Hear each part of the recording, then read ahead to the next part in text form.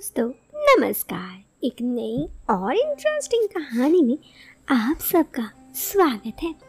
कहानी शुरू करने से पहले कहानी के बारे में ज़रा सा बता दूं।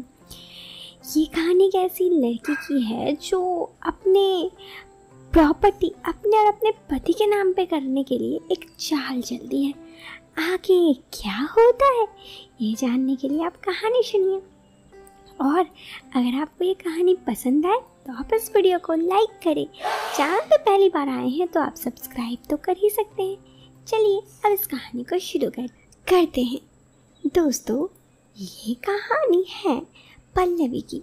पल्लवी कहती है, मेरी उम्र 28 साल, मैं शादीशुदा हूँ। मेरे पति सागर, उनकी उम्र 30 साल। हम बम्बई में रहते हैं। हमारी शादी को 3 साल हो गए हैं। हमारी शादीशुदा लाइफ अच्छी चल रही थी। सागर के साथ मैं लाइफ में खुश थी। वो हमेशा मुझे कभी भी मायूस नहीं करते। खैर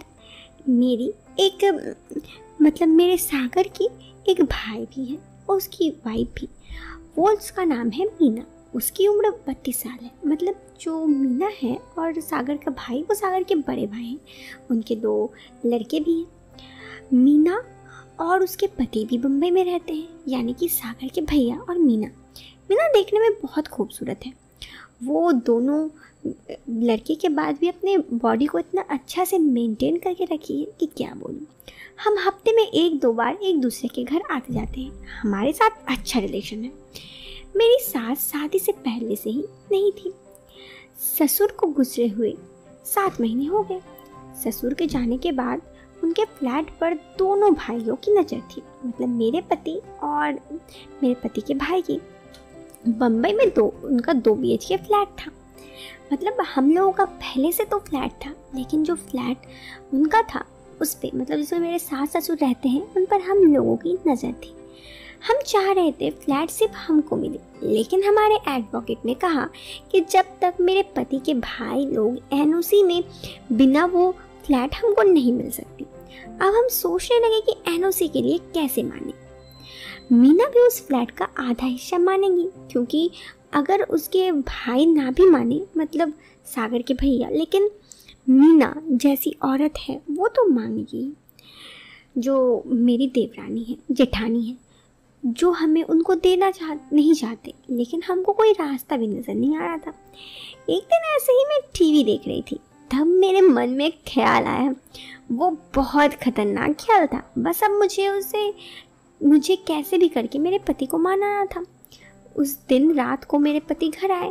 रात को जब हम बात कर रहे थे, तब मैंने सागर से कहा, मेरे दिमाग में एक खतरनाक प्लान है। अगर वो सही से होता है तो फ्लैट सिर्फ हमको हो सकता है। सागर ने पूछा, तुम्हारे दिमाग में क्या प्लान है? मैं कुछ देर सोची और बोली, अगर तुम अपने जो बड़े भैया हैं उनकी वाइफ को पटा लेते हो तो। मेरी बात सुनकर सागर मुझ पे चिल्लाए, क्या पागल हो गई हो, कैसी बातें कर रही हो पल्लवी, तुम्हारा दिमाग जगह पर नहीं है क्या? मैं बोली, पूरी बात तो सुन लो। सागर बोले, मुझे कुछ नहीं सुनना तुम्हारी बात, तुम्हारी ख्याल घटिया है। फिर मैं बोली, सुनो ध्यान से, अगर तुम उसे पटा लेते हो और ये सब चीज़ों का वीडियो मैं कर लेती हूँ, तो फिर मीना को मानना ही पड़ेगा NOC के लिए। उसके पास कोई रास्ता नहीं होगा। सागर का स्वर ठंडा हो गया। वो बोल रहा, ये संभव नहीं है डियर, कुछ और प्लान सोचो। मैं बोली, क्यों संभव नहीं है?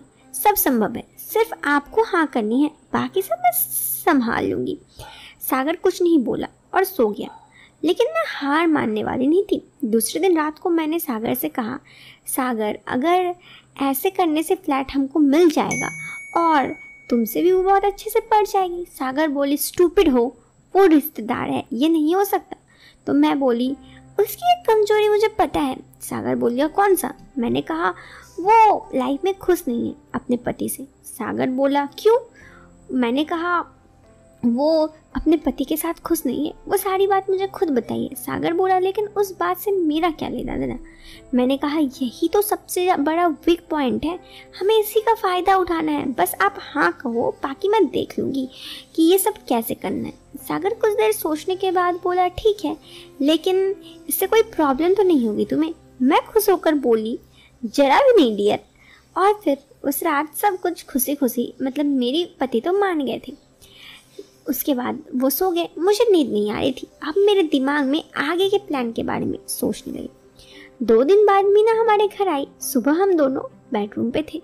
तभी मेरे दिमाग एक आइडिया है। मैं बोली मेरे पूरे बॉडी में पेन हो रहा है। वो बोली क्यों? मैंने कहा ये बात तुम जाकर मेरे पति से पूछ लो, अपने देवर से। मीना हंसकर बोली आप ही बता दो ना भाभी। मैंने बताया आज सुबह 5 बजे तुम्हारे भैया ने मुझे उठा दिया और फिर अपनी बात बनाने लगे। मैं इतना थक गई क्या बोली। ये सब बातें करते मीना का हाव भाव बदल गया। वो मेरी बातें सुन के उसके हाव भाव से लग रहा था बिल्कुल बदल गया। उसकी सांसें जोर जोर से चलने लगी, दिल की धड़कनें तेज हो गई। वो चेहरे में उसका शर्माने लगा। फिर मैं आगे बोली मैं तो बहुत थक गई, मुझे कभी कभी तो गुस्सा आ जाता है, लेकिन क्या कहूँ। मेरी बात सुनकर मीना बेचैन सी होने लगी। फिर मैंने टॉपिक चेंज कर दिया, लेकिन मीना की बेचैनी कम नहीं हुई। मेरा तीर निशाने पर था। आज रात की बात है। अब ये रात को मैंने अपने पति को ये किस्सा बताया तो वो बोले तुम एक नंबर की नौटंकीबाज हो, मेरे हाथ कोई नहीं पकड़ सकता। मैंने स्माइल दी। फिर सागर से पूछा अगला प्लान क्या है। मैं बोली अगले हफ्ते मीना के पति ऑफिस के काम से 3 दिन बाहर जा रहे हैं, तब मैं उसको अपने यहाँ बुला लूँगी। सागर ने मुस्कुराते हुए सहमति दे दी। फिर मैंने मीना को कॉल करके बोला कि जब तक भैया नहीं हैं, मतलब उसके पति, तुम 3 दिन के लिए यहाँ आ जाओ। मीना भी राजी हो गई। अगले हफ्ते हमारे यहाँ आई।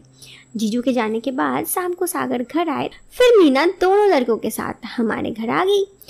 शाम पे हम लोगों ने उन लोगों के साथ थोड़ी देर हॉल में टाइम स्पेंड किया और फिर एकदम मेरे प्लान के मुताबिक वो लोगों को हॉल में सोने दिए और मैं और मेरे पति कमरे में आके सो गए। अब मेरी खतरनाक प्लान की शुरुआत तो हो चुकी थी। यहाँ से कमरे में आकर हम दोनों, मैं और मेरे पति, बातें करने लगे। मुझे पता था मीना अभी तक सोई नहीं है, हमारी बातें सुन रही है। मैंने कहा सागर मुझे बिल्कुल अच्छा नहीं लगता। सागर बोली कभी मीना को देखियो, वो कितनी खूबसूरत है, देखने में कितनी अच्छी है। मैंने कहा क्या तुमको मीना पसंद है? सागर बोला हाँ डियर, अब वो घर आती है तो मैं उन्हें देखते रह जाता हूँ, उनकी खूबसूरती पर तो मैं दीवाना हो जाता हूँ। फिर हम दोनों बातों का सिलसिला जारी रखे। मैं धीरे से बेडरूम के दरवाजे के नीचे से छेद की तरफ से देखते जा रही थी। तब मुझे वहाँ मीना की परछाई दिखी। मैं समझ गई मीना बेडरूम के दरवाजे पे खड़ी है और हमारी बातें सुन रही है। हमने बातचीत की और हमारा ये सब, लेकिन मैंने कहा सागर अगर आप बहुत अच्छे हैं, वैसे मुझे पता है कि आप ऐसे हो कि कोई भी लड़की आपको पाना चाहेगी।